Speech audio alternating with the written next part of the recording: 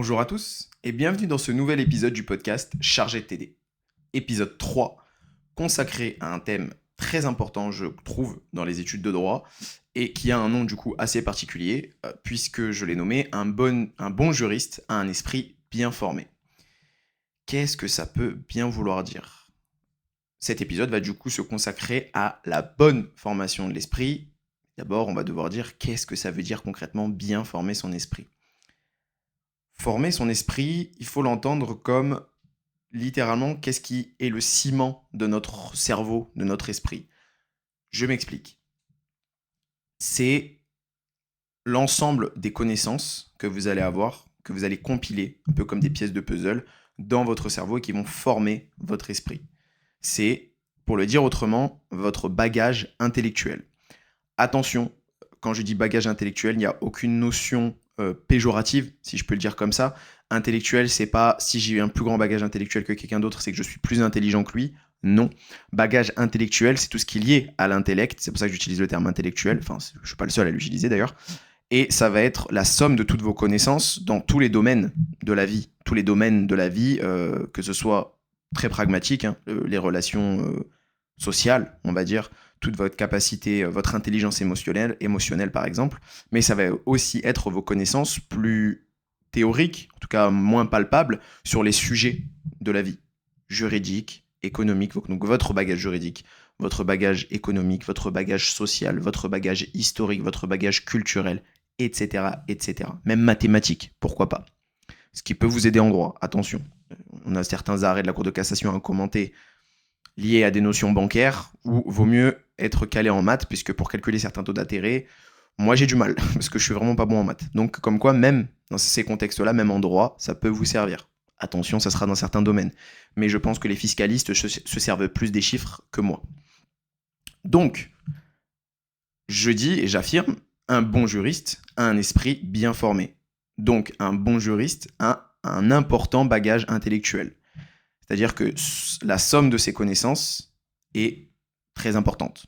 Ses connaissances au sens large, juridique, mais pas que. Commençons donc d'abord par le juridique.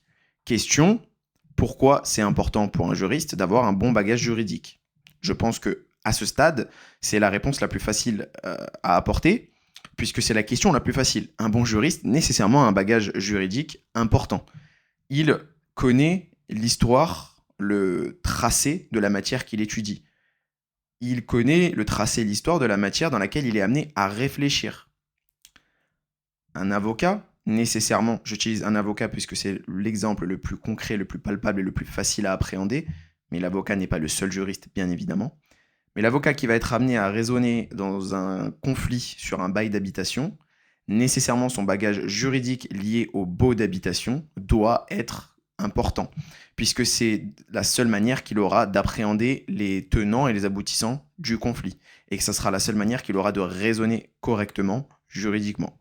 Bon, je pense que le bagage juridique, je ne vais pas avoir besoin de m'étendre là-dessus, ça reste quand même le plus logique. Savoir pourquoi telle réforme arrive, savoir pourquoi telle réforme est arrivée, savoir pourquoi on en est à ce texte et pas un autre, c'est-à-dire pourquoi ce texte a été rédigé de telle façon et pas d'une autre façon, savoir pourquoi il y a eu un revirement de jurisprudence, les connaître et les comprendre, et surtout, un très bon juriste, il aura un bagage intellectuel tellement important, c'est-à-dire qu'il aura des connaissances juridiques tellement importantes, il va tellement bien connaître son droit civil, tellement bien connaître son droit commercial, tellement bien connaître, qui me spécialise dans la relation commerciale, il va tellement connaître les litiges relatifs à la rupture contentieuse de la relation commerciale, qui est mon sujet de thèse, ce qui fait que je vais avoir une capacité plus importante que d'autres à anticiper les changements jurisprudentiels. Donc ça, c'est ce qu'un juriste sait faire. Il est spécialiste dans son domaine, ou en tout cas, il connaît très bien un domaine, voire plusieurs domaines, et il est en mesure, en capacité d'anticiper. Ça, grâce à son bagage juridique. C'est pour ça que ce sont les juristes qui font de la doctrine. C'est pour ça que la doctrine essaye d'envisager ces changements, ces revirements jurisprudentiels, ces nouvelles réformes, ces façons d'appliquer le droit. Puisque un texte prévoit une chose, c'est bien, mais ensuite, le droit, on s'en saisit, que ce soit les personnes physiques ou morales, ou les juridictions, ou les avocats. Bref, le bagage juridique, super important. Donc, pourquoi certaines règles existent? Il faut le savoir, hein, on ne peut pas y répondre là concrètement, il faut s'intéresser à chaque règle, à chaque corpus de règles, à chaque livre, à chaque livre du code civil, livre du code de commerce, bref, il faut s'intéresser pourquoi cette règle existe, dans quel contexte on a cru nécessaire d'édicter cette règle, comment elle s'est appliquée et comment l'évolution de cette application peut se faire. Ça, c'est des questions auxquelles on doit savoir répondre en tant que juriste. Ça, c'est sur le bagage juridique. Ne jamais oublier que le droit, et ça va être tout le sujet de l'épisode, en fait, de savoir pourquoi moi, en tant que juriste, j'ai besoin de savoir toutes ces choses-là. Pourquoi moi, en tant que juriste, je dois savoir, je dois avoir un bagage culturel, je dois avoir un bagage économique, etc., etc. Tout simplement, et ça, je peux le faire avec une seule affirmation, je peux y répondre avec une seule affirmation, c'est que le droit n'est jamais figé.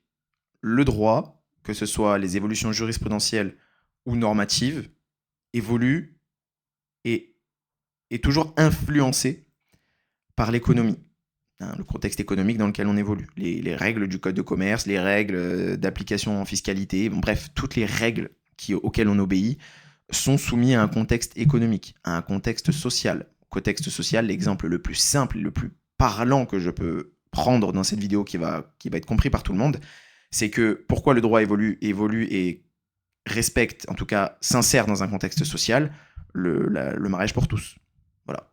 Le mariage pour tous, c'est avant 2013, mariage uniquement possible avec deux personnes de sexe opposé, un homme et une femme. Depuis 2013, les couples de même sexe peuvent se marier. Tout simplement parce que la société considérait que cette évolution était, en tout cas en majorité, hein, je ne dis pas qu'il n'y avait pas de voix opposées contre le mariage pour tous, mais la société, dans une grande majorité, considérait que c'était la marche à suivre. Donc le droit s'est adapté. Voilà, un exemple de pourquoi le contexte social a influencé l'émergence d'une nouvelle règle, nouvelle règle dans le code civil. Donc un étudiant se doit nécessairement, un étudiant en droit, évidemment, mais n'importe quel juriste en réalité, se doit d'avoir une vision globale et critique du droit. En fait, c'est comme ça qui se permet, sur le long terme, d'avoir une longueur d'avance. Et on en revient, encore une fois, à cette question d'anticipation des évolutions normatives, législatives, européennes, pourquoi pas, et surtout jurisprudentielles.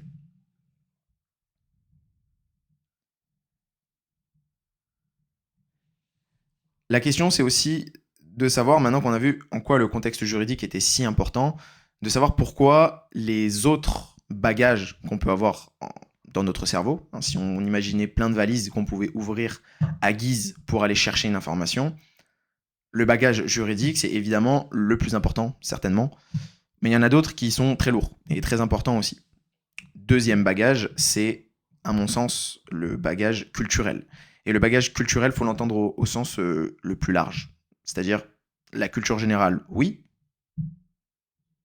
Le contexte politique actuel, passé, potentiellement futur, certes. Mais c'est aussi économie, histoire, géopolitique, philosophique. Philosophique, même si le contexte philosophique, en tout cas le bagage philosophique, certes, c'est intéressant d'avoir certaines notions de la philosophie au sens large, mais il ne faut pas oublier qu'il existe aussi une philosophie juridique. Donc en fait, cette question de la philosophie, on pourrait tant la mettre dans cette catégorie, culture générale, que dans la catégorie bagage juridique. Puisque pour répondre aux questions de pourquoi cette règle rédigée de telle façon, pourquoi cette règle a été appliquée de telle façon, pourquoi cette règle n'est pas une autre, ça, c'est de la philosophie juridique. C'est intéressant, pas nécessairement pour tout le monde, mais c'est quelque chose qui est nécessaire à comprendre. Et donc c'est pour ça que la question de la philosophie peut se ranger dans ces deux bagages. La philosophie au sens plus large, ensuite, pourquoi pas, c'est très intéressant, c'est très important, mais c'est moins important que la philosophie juridique en tant que telle. Notamment, hein, la philosophie juridique qui est très importante, c'est le système juridique dans lequel on évolue. Pour le comprendre, il faut s'intéresser nécessairement à des questions philosophiques, au sens large. On n'est pas obligé de rentrer dans le détail. Je sais que la philosophie, ça peut en rebuter plus d'un, mais c'est nécessaire. C'est nécessaire. Jamais oublier non plus que les règles qui s'appliquent à nous, les règles qui peuvent être édictées par un État, par une institution comme l'Union européenne par exemple, s'inscrivent aussi également dans un contexte international. Alors j'ai parlé déjà du contexte politique, sociétal, économique, certes, mais tous ces contextes justement obéissent à un contexte plus général qui est le contexte international. Notre contexte économique en France, obéit nécessairement à un contexte international. On n'est pas dans un vase clos. On est soumis à des tas d'influences extérieures. C'est comme le droit. Le droit non plus, c'est pas un vase clos. Le droit, c'est le système juridique français, d'accord, mais qui s'inscrit plus largement dans un contexte international, notamment avec l'Union européenne. Faut pas non plus l'oublier. Pourquoi je dis que le bagage culturel, donc dans ce grand bagage intellectuel qu'on a, on sait pourquoi le bagage juridique est important, mais pourquoi le bagage culturel est important? Puisque pour trouver des solutions innovantes, ou pour trouver une solution adaptée, pas nécessairement innovante d'ailleurs, on est obligé nécessairement d'aller s'intéresser au contexte dans lequel la règle évolue. Si je sais, et là on en revient à la notion de bagage, c'est le savoir en fait, concrètement c'est le savoir qu'on a emmagasiné en nous. Si je sais pourquoi telle règle existe, contexte plutôt historique, raison historique de son existence et un peu philosophique, si je sais à quel contexte économique et international elle est soumise, et si je sais quel risque d'être l'application de cette règle, je peux anticiper et je peux aller dans le bon sens, je peux raisonner intelligemment. Je la replace dans son cadre, j'ai des références pertinentes, et je réfléchis, et je trouve une solution, parce qu'il n'y a jamais qu'une seule solution, mais je trouve une des possibles solutions, et potentiellement une solution qui m'intéresse moi, qui va potentiellement dans mon sens. Par exemple, si je suis un avocat qui est amené à défendre un parti pris, ou même si je ne suis pas nécessairement un avocat, je vais être invité durant mes études de droit à défendre un parti pris. Donc pour défendre ce parti pris, nécessairement, je dois aller dans le sens qui m'arrange, et pour aller dans ce sens-là, je dois me servir de tous ces contextes extérieurs à la règle de droit, mais qui influencent la règle de droit. En fait, ce qui est très important quand je parle de développer son bagage intellectuel, c'est de comprendre que le développement de ce bagage intellectuel, l'accroissement, en fait, l'emmagasinement des connaissances qu'on pourrait avoir, ça va nous permettre une chose, et en fait c'est quelque chose que je dis, finalement c'est le fil rouge de tout ce que je dis depuis tout à l'heure, mais je ne l'ai pas nécessairement verbalisé, c'est de développer son raisonnement, oui, ça je l'ai dit, mais aussi et surtout son esprit critique. Le droit, c'est de la logique. Le droit, c'est certes des connaissances. Vous allez nécessairement savoir la règle qui s'applique dans un contexte. Vous allez nécessairement connaître le corpus de règles qui s'applique dans un contexte. Mais ça ne va pas être suffisant. Appliquer la règle, ou ne pas appliquer la règle d'ailleurs, c'est un raisonnement. Et le droit, c'est avant tout une logique, une structure, une façon d'analyser et une façon de raisonner. Le raisonnement juridique n'est pas le raisonnement mathématique, en tout cas, je pense, je ne sais pas finalement, mais le raisonnement juridique est un raisonnement particulier. On parle souvent du syllogisme, mais pas que. En fait, il n'y a pas que le syllogisme dans la grande pensée du droit. Et donc, vous cherchez une réponse, et ce qui est essentiel pour arriver à cette réponse, c'est de savoir comment y arriver. C'est ça, en fait, le processus que vous allez tenter de normaliser, c'est comment j'arrive à une solution, comment j'arrive à une réponse. Et bien, pour arriver à cette réponse, comme je le disais avant, vous allez devoir vous servir de tout ce que vous savez qui entoure la règle de droit que vous essayez ou non d'appliquer. De faire, par exemple, vous êtes avocat ou vous êtes juriste, soit vous dites cette règle s'applique dans tel contexte, pour telle et telle raison, soit au contraire, votre objectif, c'est de faire échec à l'application d'une règle. Parce que l'application d'une règle contreviendrait à votre intérêt, tout simplement. Donc quand vous êtes posé ces questions-là, et quand vous avez essayé de normaliser ce processus de comment j'arrive à ma solution, c'est du faire et du refaire, en fait. C'est toujours s'entraîner. Et à force, peut-être que vous penserez tourner un peu en rond. Puisque, en fait, on en revient au bagage intellectuel. Tant que vous ne le faites pas grossir, ce bagage intellectuel, vous allez ressortir certainement les mêmes arguments, les mêmes références. Et finalement, oui, vous allez tourner en rond et vous n'allez pas développer votre pensée critique, vous n'allez pas développer votre raisonnement, puisqu'il va souvent s'articuler autour des mêmes notions. Donc, ce qui est essentiel, évidemment, c'est de lire. Développer son bagage intellectuel, oui, ça peut être écouter des gens. C'est un peu ce que vous faites, en fait. Quand vous me regardez Alors ceux qui me regardent pour ce podcast, pas tout le monde. Certains me regardent, d'autres m'écoutent. En tout cas, j'espère que même si vous me regardez, vous m'écoutez. Mais pour ceux qui m'écoutent, ce que vous êtes en train de faire, c'est d'une certaine façon augmenter votre bagage intellectuel. Là, vous êtes en train de vous intéresser, en écoutant ce que je vous dis, comment augmenter les connaissances que j'ai relatives à la méthode. Puisque là, ce que je suis en train de vous donner, c'est des éléments pour s'améliorer à ce niveau-là, au niveau de la méthode. Puisque je suis en train de vous expliquer comment arriver à un bon résultat. Donc, c'est de la méthode. Vous êtes en train d'augmenter votre bagage intellectuel et donc la partie qui s'intéresse à la méthode juridique. Donc, admettons, le bagage juridique et tout ce qui est lié. Mais vous pourriez aussi très bien regarder des documentaires. Ce qui ne va pas nécessairement plaire à tout le monde. Vous pourriez aussi regarder des films historiques, pour le bagage historique par exemple. Vous pourriez aussi regarder BFM Business tous les matins pour voir qu'est-ce qui se passe concrètement d'un point de vue économique en France. Vous pourriez regarder aussi tout simplement le journal télévisé pour savoir quelle est la situation sociale, économique, politique de notre pays.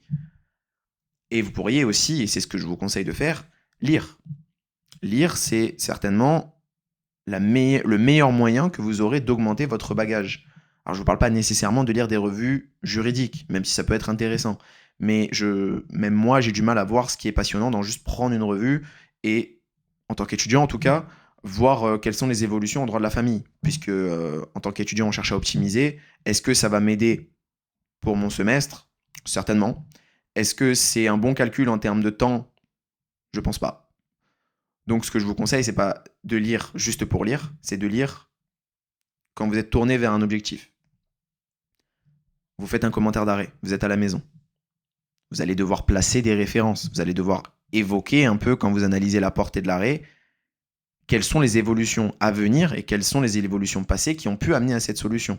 Très bien. Pour ça, vous êtes contraint d'aller faire de la recherche. Donc ça, on y reviendra aussi plus tard dans un autre épisode, la recherche pour les juristes, à quel point c'est important. Mais vous allez faire de la recherche et vous allez tomber sur des sources, des articles, des revues, et là, vous allez lire. Et là, ça sera très intéressant. Mais là, je vais vous parler plus d'une lecture qui s'inscrit dans un quotidien. En fait, quotidien, peut-être pas tous les jours, mais en tout cas quelque chose de régulier. Une lecture régulière, des lectures régulières. Ça peut être des lectures tout simplement historiques. Lire un livre historique, en apprendre plus sur l'histoire de la France, pourquoi pas, mais pas que. Il y a plein d'histoires qui sont passionnantes. On peut même en apprendre un peu plus sur des histoires qui sont en dehors de nos références pour justement nous ouvrir l'esprit, pour nous ouvrir notre esprit critique et voir comment les patterns peuvent se reproduire en histoire, même si c'est pas les mêmes contextes, par exemple. Mais pour un étudiant en droit, je conseillerais les références philosophiques les plus faciles. Alors pourquoi la philosophie? C'est parce que c'est ça qui va vous amener à vous questionner. Et le juriste, s'il y a bien une chose qu'il doit faire durant toute sa carrière de juriste, si je peux appeler ça une carrière, c'est se questionner, se poser des questions. C'est ce qu'on fait tout le temps, on se pose des questions, on essaye d'y répondre. Donc pour se poser des questions, ce qui est super intéressant, c'est la philosophie. Je ne vous conseille évidemment pas les philosophes les plus compliqués, et même moi, j'ai rapidement trouvé ma limite avec la philosophie, mais je vous conseille les références philosophiques les plus simples, les plus abordables, voire si vous ne voulez pas lire le texte matériau d'origine, vous pouvez écouter ce qui se dit sur la philosophie, tout simplement. Trouvez vos bonnes références, mais vous pouvez écouter ce qui se dit, ou vous pouvez lire des commentaires aussi, c'est à ça que ça sert, les commentaires. Restituer la pensée de quelqu'un et vous amener tout simplement à vous questionner. Donc, philosophie, histoire, pourquoi pas de l'économie, même si j'aurais pas grand-chose à vous conseiller en termes d'économie, en termes de lecture. Ce que je peux aussi et surtout vous conseiller, et ça va un peu vous éveiller votre imagination, et c'est un peu plus abstrait, c'est pas tant que ça juridique en tant que tel, c'est la lecture de romans. La lecture de romans, puisque ça va vous forcer, ça va vous amener en tout cas à imaginer. Voilà, imaginer. Et ça peut vous faire le plus grand bien en tant que juriste, puisque vous imaginez au sens large, vous vous mettez dans des situations où vous vous identifiez. C'est super important en fait d'améliorer la plasticité de son cerveau et d'aller dans ce processus d'imagination.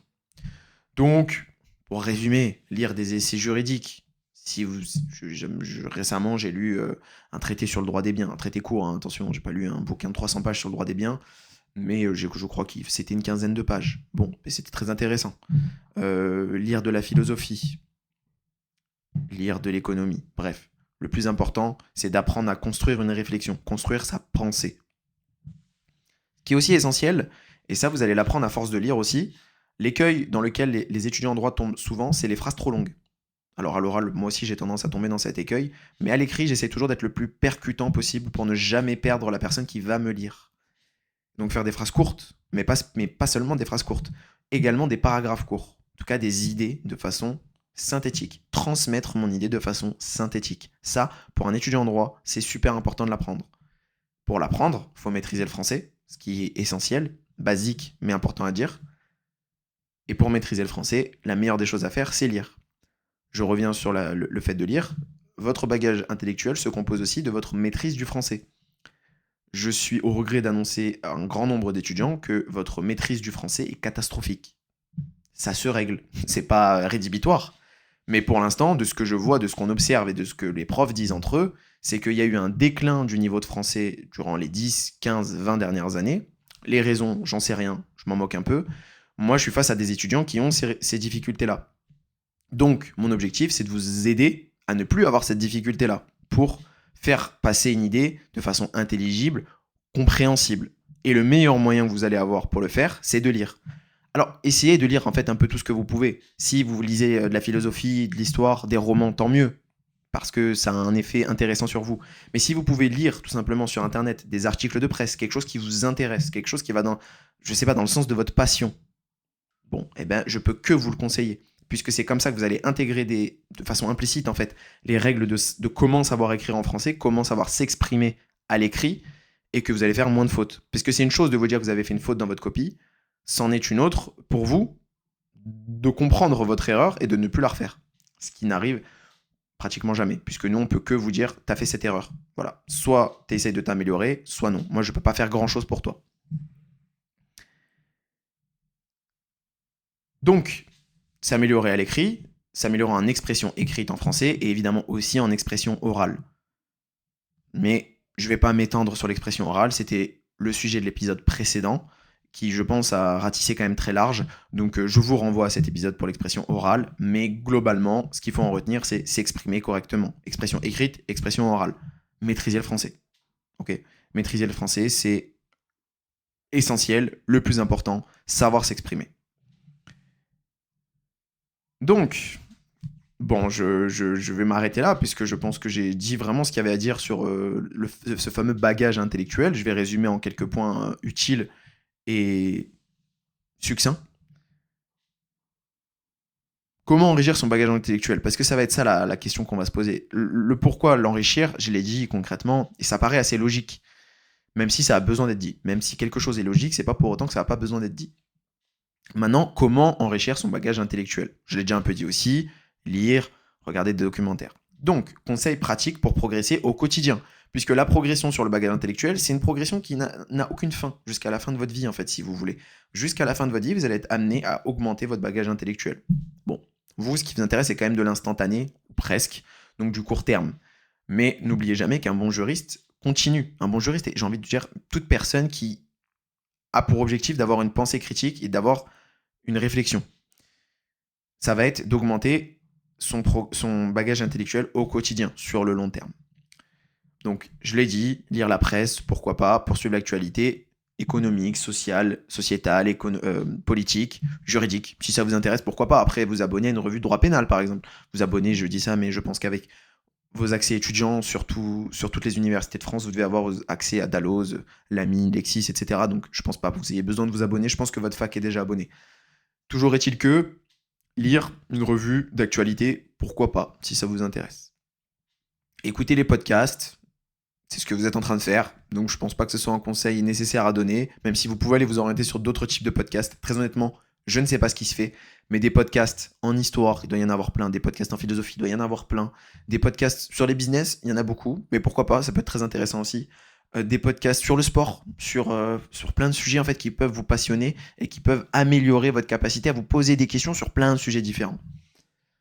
S'intéresser du coup à des sujets variés, bah oui, parce que on a tous un petit intérêt à minima, je pense, pour la politique, au sens large, politique, pas nécessairement la politique politicienne, mais la politique au sens large, sociologie, économie, je répète, c'est toujours les mêmes matières que je répète, mais c'est évidemment les plus importantes. Les maths aussi, je l'ai déjà dit, je crois l'avoir dit, mais les maths sont très importantes à apprendre, à comprendre surtout, parce que je suis pas sûr que ça s'apprend vraiment les maths, je sais rien, j'y connais rien en maths, mais comprendre les maths dans certaines matières du droit, ça peut être essentiel.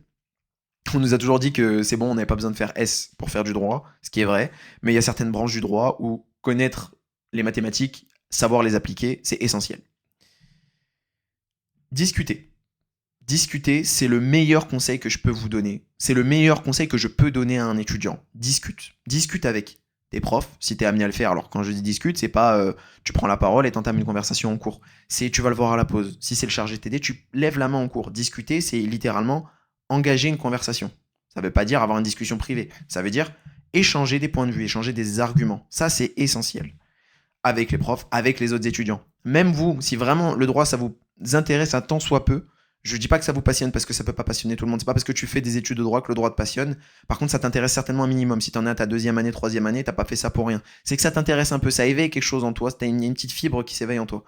Discute des solutions. Discute avec les autres étudiants. Pourquoi toi t'en es arrivé à cette solution et pas à une autre? Parce qu'en fait, c'est justement là où vous allez vous rendre compte que vous n'avez pas les mêmes bagages, vous n'avez pas les mêmes références. C'est pas qu'il y en a un qui en a plus que l'autre, c'est que vous avez littéralement pas le même bagage. Il n'est pas composé des mêmes informations. Donc vous allez arriver avec des solutions différentes. Et en discutant, chacun, vous allez vous nourrir de l'autre, et chacun va nourrir l'autre. Et donc, discuter.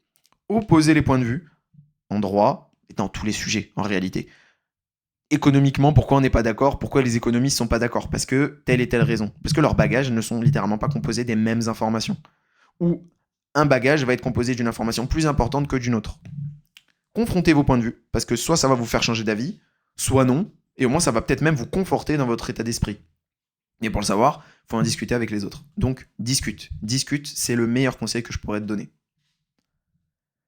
Et enfin, dernier conseil, puisque lire et écouter c'est une chose, mais écrire. Moins vous écrivez, moins vous maîtrisez le français. J'ai été très étonné la dernière fois quand j'ai posé la question à mes étudiants en première année de droit, 2e semestre, 4e séance sur 6 en droit de la famille. L'examen qui va tomber, ça va être soit le cas pratique, soit le commentaire d'arrêt. Commentaire d'arrêt qu'on a vu tout le semestre. Ils ont été encouragés, puisqu'on leur demande de faire des séances, de s'entraîner au commentaire d'arrêt. Question, qui a déjà réalisé un commentaire d'arrêt? Ce qui est littéralement la consigne qu'on leur donne. Hein. Réaliser un commentaire d'arrêt, puis venez en cours, ensuite on le corrige ensemble. Qui a intégralement rédigé un commentaire d'arrêt? 10%, je pense, de la classe. De la salle, en tout cas. x3. Mais bon, 10% du total aussi, nécessairement. Et là, c'est problématique. Parce qu'en fait, si vous vous entraînez pas, vous n'y arriverez pas. C'est pas la peine. Si vous n'êtes pas entraîné, vous n'allez pas réussir à faire l'exercice. Et même pour la maîtrise du français, si vous entraînez pas à écrire, vous savez pas écrire. C'est pas plus compliqué que ça. Ce conseil, je pense qu'il est un peu logique, mais il est quand même... C'est pas parce qu'il est logique, il n'a pas besoin d'être dit, encore une fois. Et je pense que c'est très important de l'intérioriser. Toi, étudiant, conseil que je peux te donner, écris. Écris tes commentaires d'arrêt, écris tes cas pratiques. Fais-le de façon rigoureuse, fais-le de façon constante. Entraîne-toi régulièrement. Donc, pour le mot de la fin, ouvre-toi au domaine. Ouvre-toi au sujet qui t'intéresse, bien sûr. Va pas t'intéresser...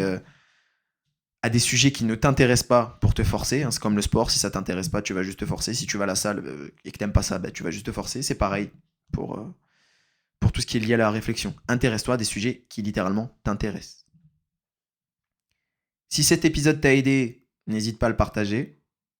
Et surtout, ce qui peut être très intéressant, c'est que tu nous partages, toi, tes méthodes que je n'ai pas forcément exposées pour élargir ton bagage intellectuel, que tu les fais consciemment ou non. J'aimerais que tu nous en dises un peu plus. On se retrouve très vite, je l'espère, pour un nouvel épisode de Chargé de TD.